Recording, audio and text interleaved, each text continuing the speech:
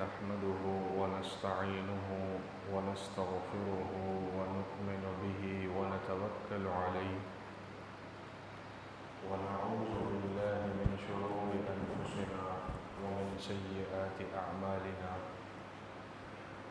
من يهده الله فلا مضل له ومن يضلله فلا هادي له ونشهد أن لا إله إلا الله وحده لا شريك له ونشهد أن سيدنا ونبينا ومولانا محمدا عبده ورسوله أما بعد فقد قال الله تبارك وتعالى في القرآن المجيد والفرقان الحميد فأعوذ بالله من الشيطان الرجيم بسم الله الرحمن الرحيم فاسألوا أهل الذكر إن كنتم لا تعلمون صدق الله العظيم وقال النبي صلى الله عليه وسلم خير الناس من ينفعهم للناس أو كما قال عليه الصلاة والسلام اللهم صل على سيدنا ونبينا ومولانا محمد في أول كلامنا اللهم صل على سيدنا ونبينا ومولانا محمد في أوسط كلامنا اللهم صل على سيدنا ونبينا ومولانا محمد في آخر كلامنا بزرگان محترم، عزیزان گرامی، حاضرین عظام،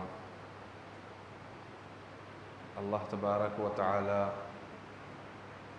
کا بے انتہا فضل، کرم، احسان ہے کہ اللہ تبارک و تعالی نے ایمان کی دولت سے مالا مال فرمایا ہے۔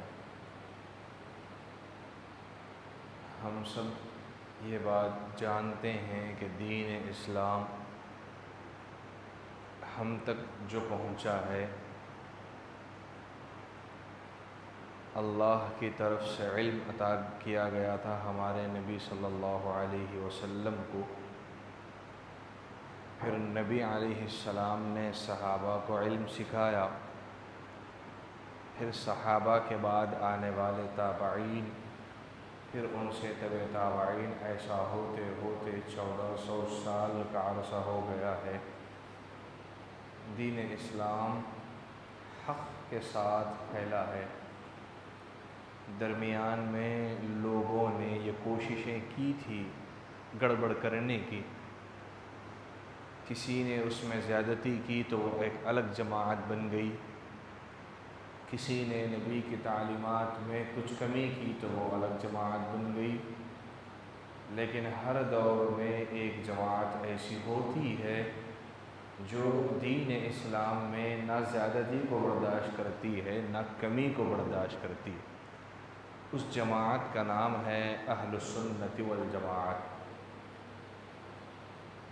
تو جب یہ دین اسلام ہم تک پہنچا ہے، ہم نے کسی ایک کام کو دین سمجھ لیا کہ بس یہی نماز روزہ یہی دین ہے، کسی نے کاروبار کو دین سمجھ لیا، کسی نے تبلیغ کو دین سمجھ لیا، کسی نے صرف سیاست کو دین سمجھ لیا۔ اللہ تبارک و تعالی نے فرمایا ہے فَاسْأَلُوا أَهْلَ الذِّكْرِ کہ ان کنتم لا تعلمون، جو بات تم نہیں جانتے وہ جاننے والوں سے پوچھ لو۔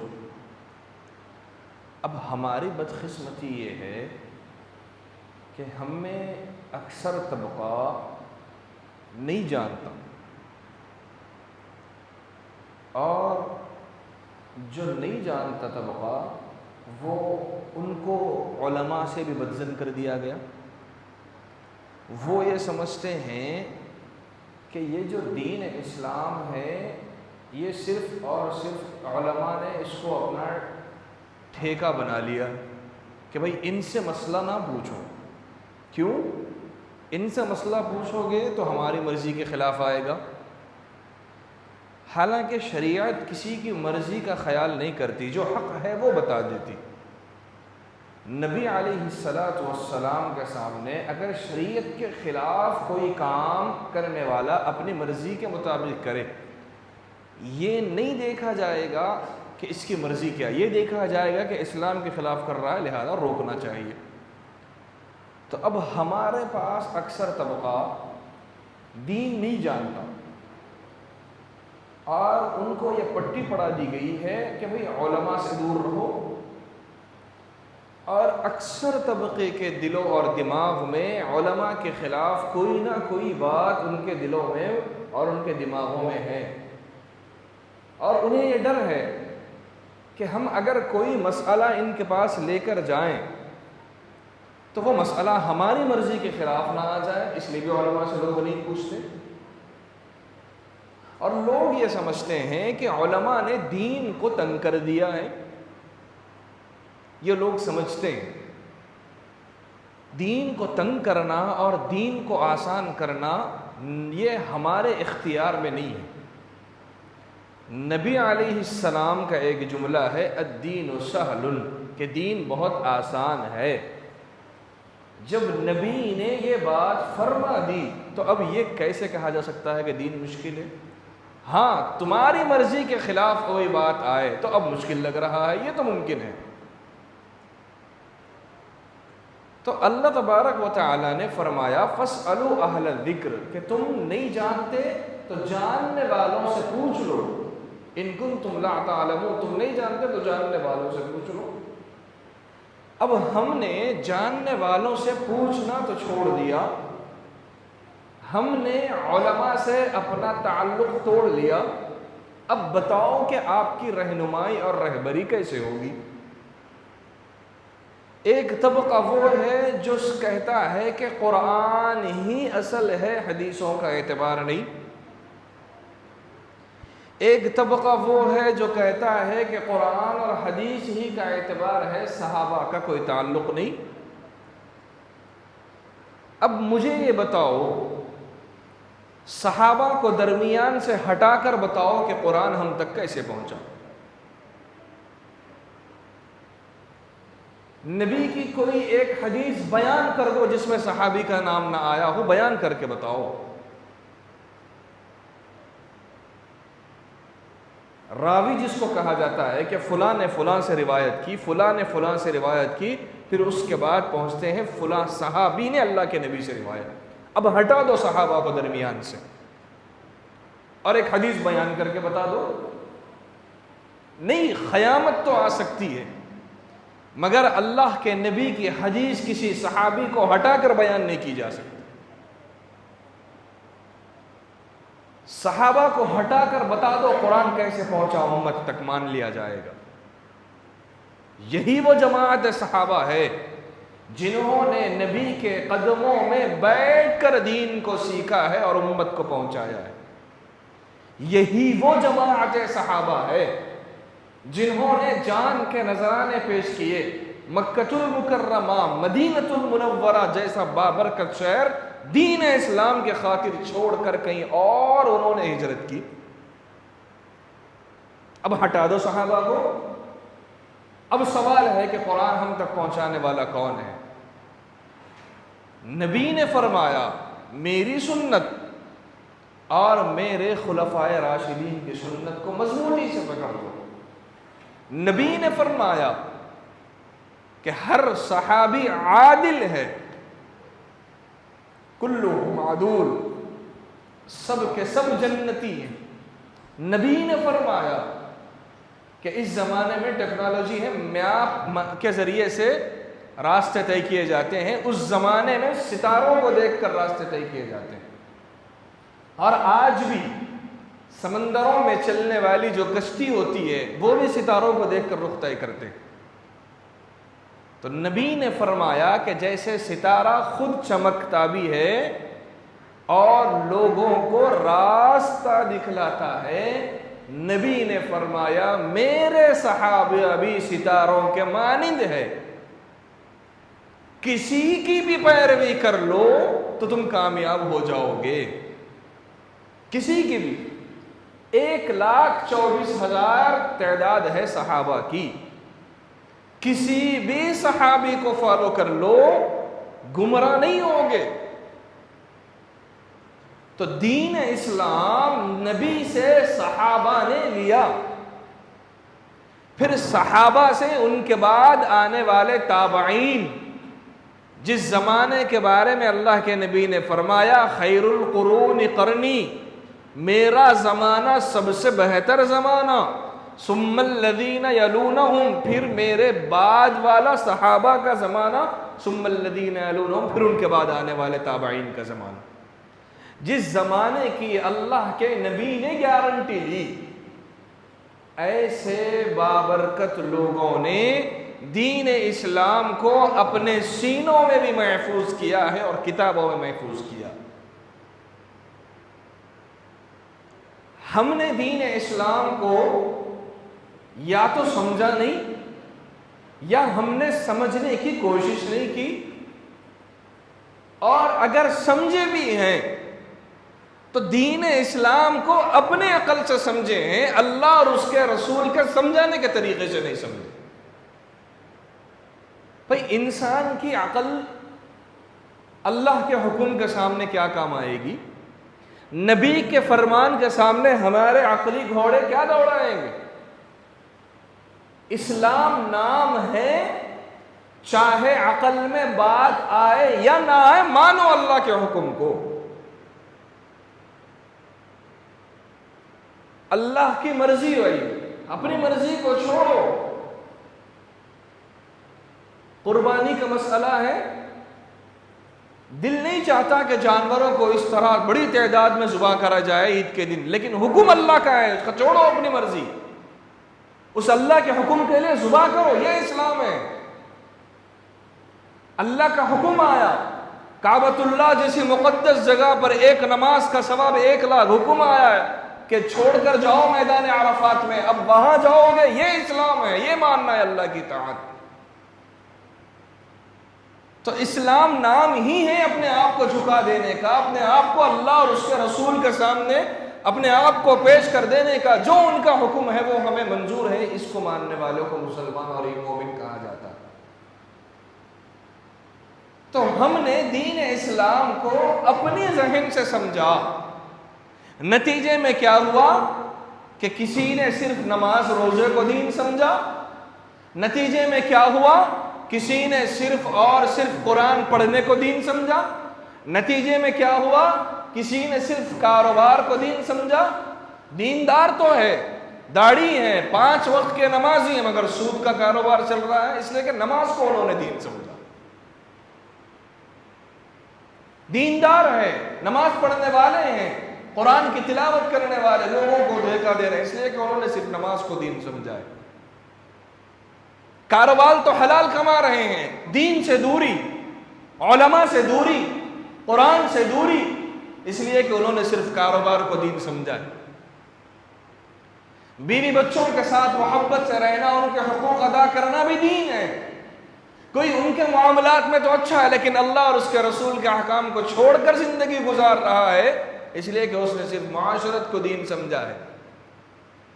کون سا دین معتبر ہے؟ وہ دین جس کو ہم سمجھے وہ معتبر ہے، یا وہ دین معتبر ہے جو اللہ اور اس کے رسول نے امت کو سمجھایا؟ وہ دین معتبر ہے جو صحابہ کے سمجھا ہے، یا وہ دین معتبر ہے جو آج کا مسلمان سمجھتا ہے؟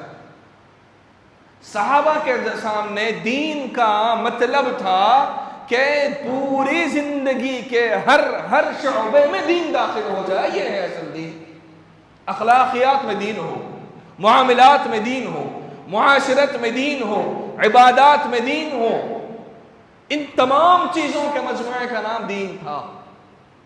ہم نے صرف ایک کام کرنے کو دین سمجھا، بقیہ کو چھوڑ دیا۔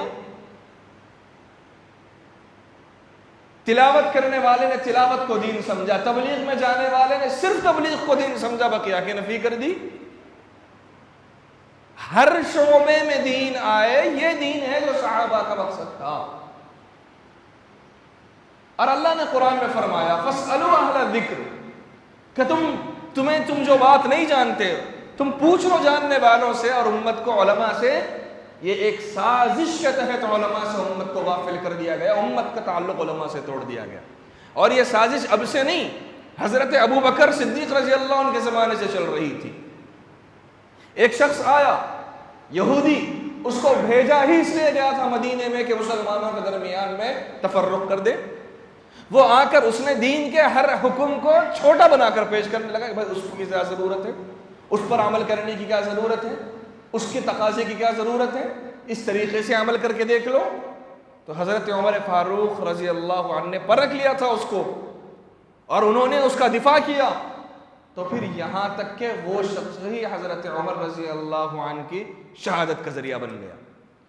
حضرت عثمان غنی رضی اللہ عنہ کے زمانے میں بھی ہوا، فتنہ اٹھا اور وہ بھی دین پر اٹیک وہ لوگ کرنے لگے کہ قرآن کے احکام کو توڑنا، نبی کی تعلیمات کو چھوڑ کر لوگوں کے سامنے غلط مسئلے بیان کرنا، یہاں تک کہ وہ لوگ بھی حضرت عثمان غنی رضی اللہ عنہ کی شہادت کر دی۔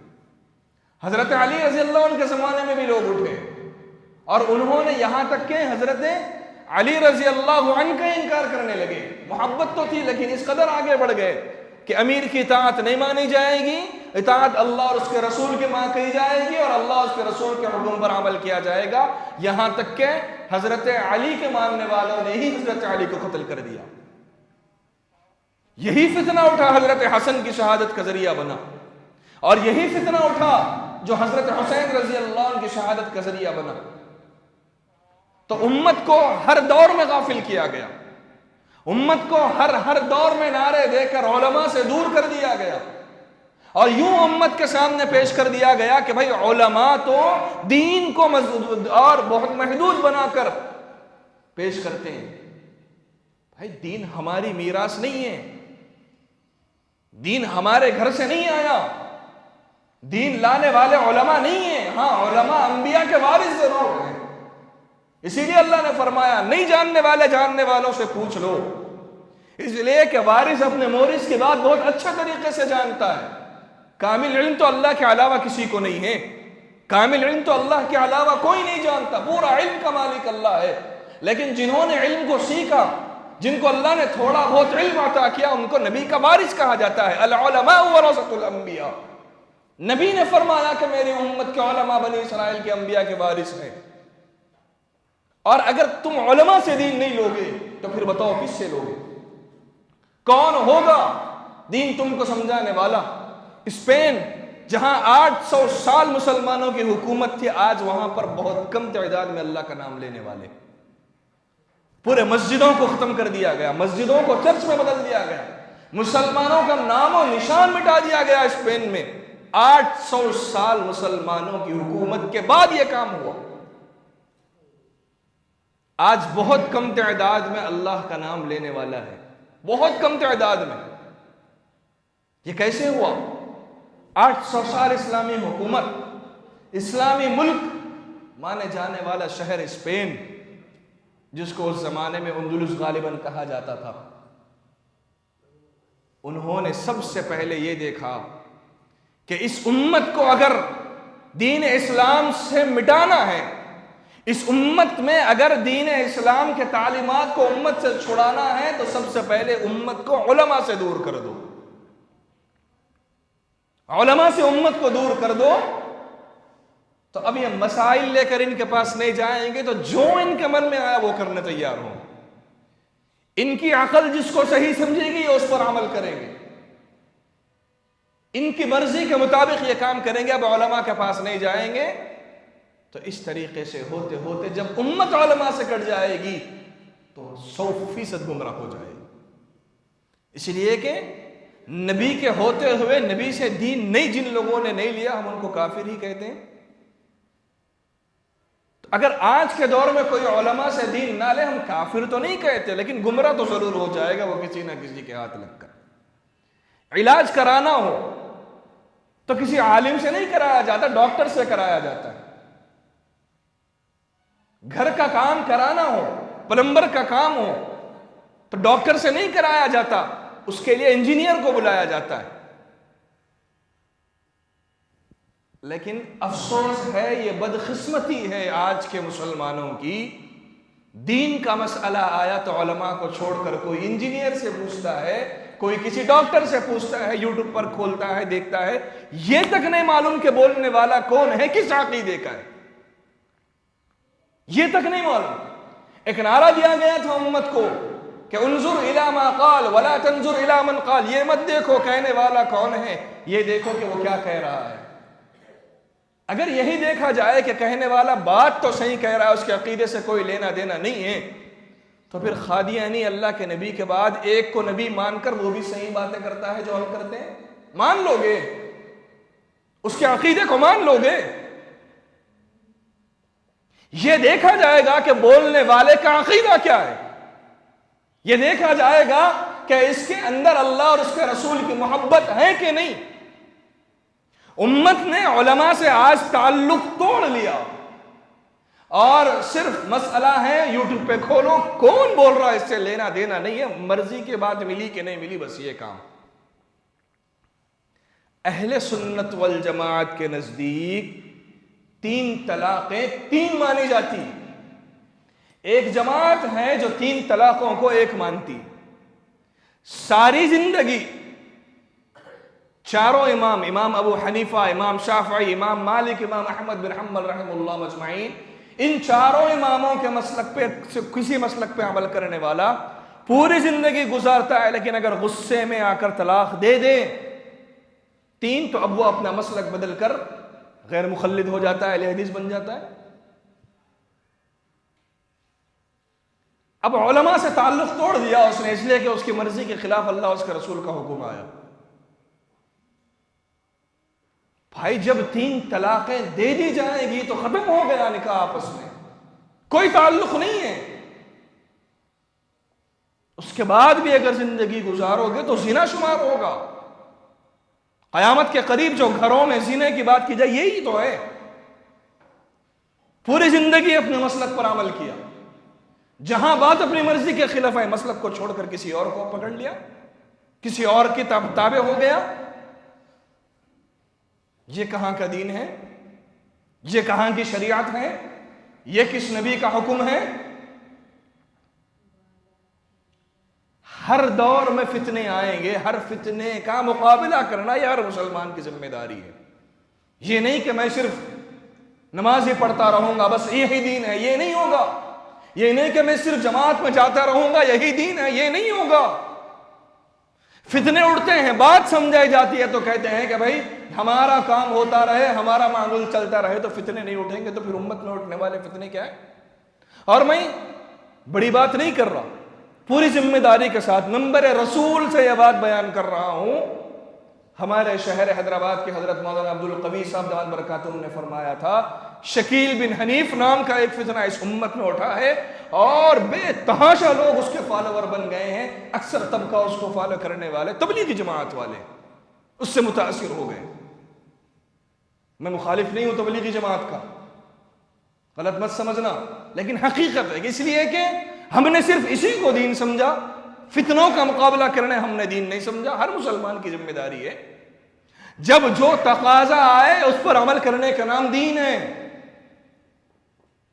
یہ نہیں ہوگا کہ وہاں فتنہ اٹھے اور یہاں بیٹھ کر تعلیم کریں، نہیں، تعلیم کو چھوڑ کر فتنے کو روکنا پڑے گا، ورنہ کل تعلیم میں بیٹھنے والا بھی نہیں ملے گا، ورنہ کل ہماری بات سننے والا نہیں ملے گا۔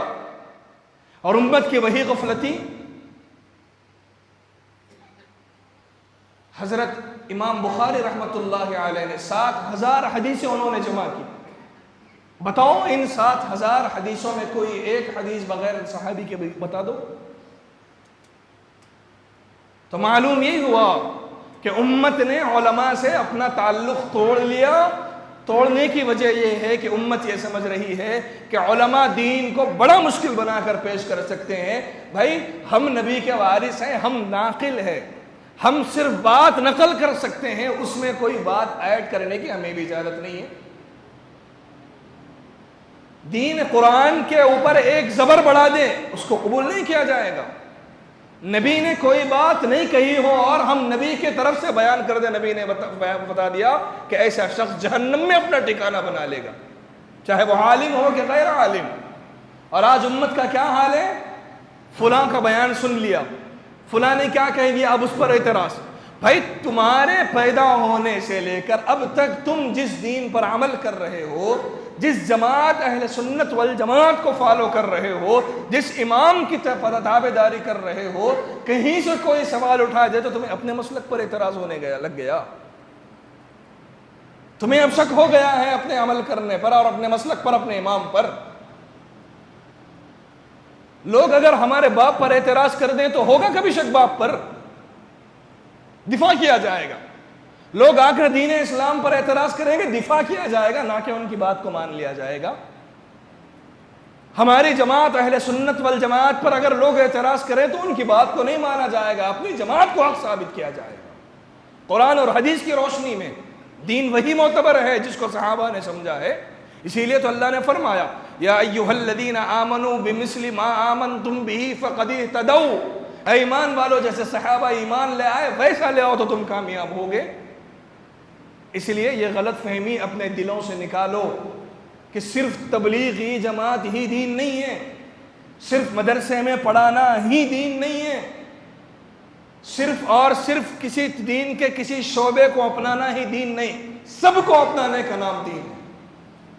مدرسے میں پڑھانے والا بھی دین کا کام کر رہا ہے، تبلیغ میں نکلنے والا بھی دین کا کام کر رہا ہے، لوگوں کو اچھی بات بتانے والا بھی دین کا کام کر رہا ہے، حلال کاروبار کرنے والا بھی دین کا کام کر رہا ہے، بیوی بچوں کے حقوق اللہ اور اس کے رسول کے حکم کے مطابق بتانے عمل کرنے والا، ادا کرنے والا بھی دیندار ہے۔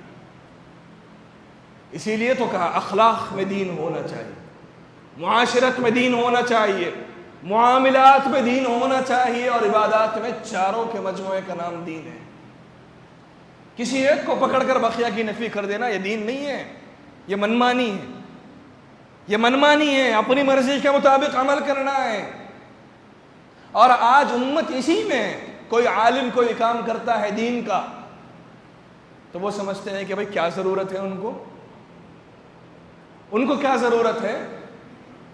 بھائی یہ تو ہر مسلمان کا فرض تھا کہ دین پر آنے والے شبہات کا مقابلہ کرے، دین پر آنے والے نئے نئے اعتراض کا دفاع کرے، یہ تو مسلمانوں کا کام تھا، ہر مسلمان کی ذمہ داری۔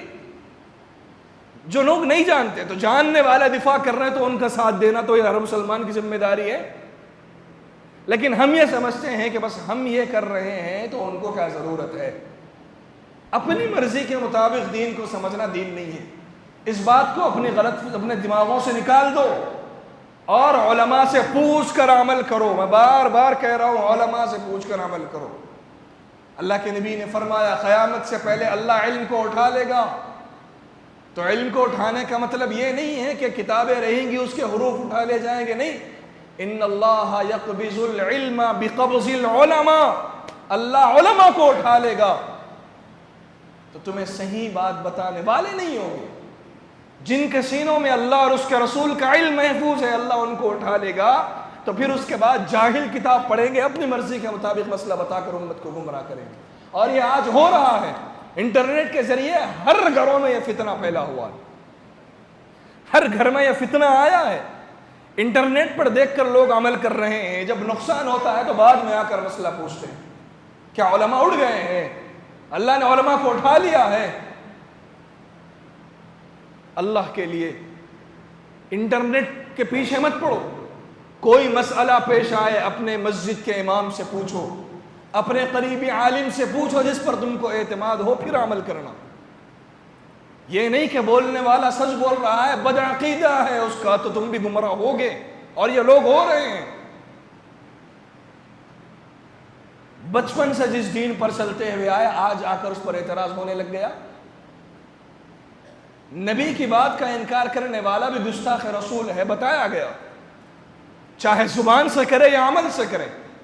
اور صحابہ کو چھوڑ کر اگر دین لینا ہے تو یہ اس دنیا میں رہتے ہوئے تو نہیں ہو سکتا، اس لیے کہ قرآن پہنچا ہے تو صحابہ کے واسطے سے، انہوں نے نبی کے قدموں میں بیٹھ کر سیکھا، نبی کی ایک ایک حدیث محفوظ ہے تو یہ صحابہ کی دین ہے امت کو. ان کو ہٹا دو تو نہ پھر قرآن ملے گا نہ نبی کی حدیثیں ملے گی. صحابہ کو درمیان سے نکالنے والا طبقہ بھی قبول نہیں ہے. نبی کی شان میں صحابہ کی شان میں دین میں اضافہ کرنے والا بھی قبول نہیں. قبول وہ ہے جس کو اہل سنت والجماعت کہا جاتا ہے, جو نہ دین میں زیادتی کو برداشت کرے نہ دین میں کمی کو برداشت کرے. ایسا طبقہ امت میں ایک ایسی جماعت ہوتی ہے.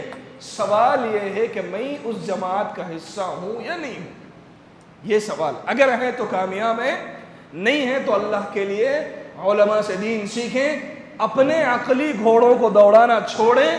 جہاں اللہ اور اس کے رسول کی بات تم کو بتائی گئی عمل کریں.